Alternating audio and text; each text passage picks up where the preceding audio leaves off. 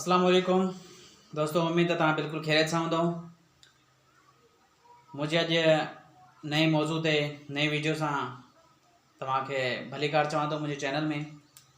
अॼु जो जेको मौज़ू आहे, ॿारनि जे घर में कीअं तरबियत कबी। त अचो पहिरीं आउं सभ खां पहिरीं हिन जो मौज़ू लिखां थो। मुंहिंजो मौज़ू आहे अॼु जो जेको, उहो आहे सच ऐं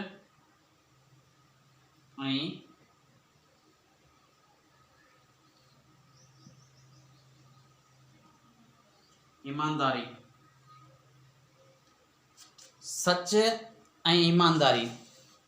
पंहिंजे ॿारनि खे सच ॻाल्हाइण ऐं ईमानदारी सेखारण जो कुझु आउं जेके तरीक़ा टिप्स तव्हांखे ॿुधाईंदुसि, त उन्हनि खे ज़रूरु फॉलो कजो। त सभ खां पहिरीं तव्हां ॿारनि जे साम्हूं जेको कूड़ ॻाल्हाइण वारा जेके अल्फाज़ आहिनि, जेके ॻाल्हियूं आहिनि, उहे उन्हनि खां परहेज़ करियो। ॿारनि जे अॻियां मिसाल तव्हीं फ़ोन इस्तेमालु करियो था, मोबाइल फ़ोन इस्तेमालु करियो था, त तव्हां उन ते फ़ोन ते कूड़ ॻाल्हायो था, त उन खां थोरो परहेज़ करियो। त उन तरीक़े सां ॾिसो, तव्हां ॿारनि जे साम्हूं चवंदा आउं घर में आहियां ई कोन, अहिड़े तरीक़े सां फ़ोन ते ॻाल्हाईंदो, या आउं झणिमोरी आहियां, हैदराबाद आहियां, अहिड़े तरीक़े सां, या कराची आहियां, त अहिड़े तरीक़े सां तव्हीं जेको आहे माना उन्हनि ॿारनि खे उहो सेखारींदा आहियो।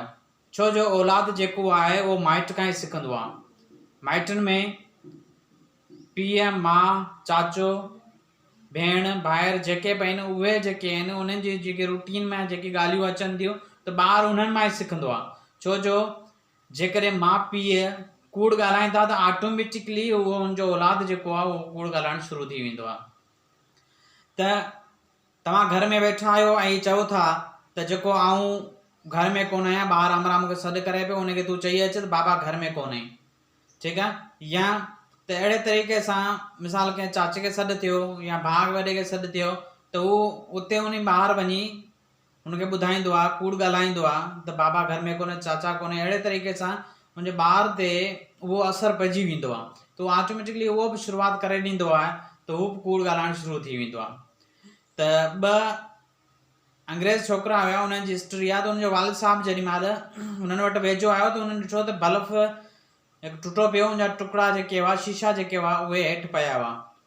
त हुन जे वालिद साहबु हुननि खे चयो त हीअ बल्ब जा टुकड़ा पिया आहिनि, हिते बल्ब कंहिं टोड़ियो आहे? त नंढे पुटु जेको आहे उहो चयो बाबा मूं बल्ब जेको कोन टोड़ियो आहे, अलाए केरु टोड़े वियो आहे।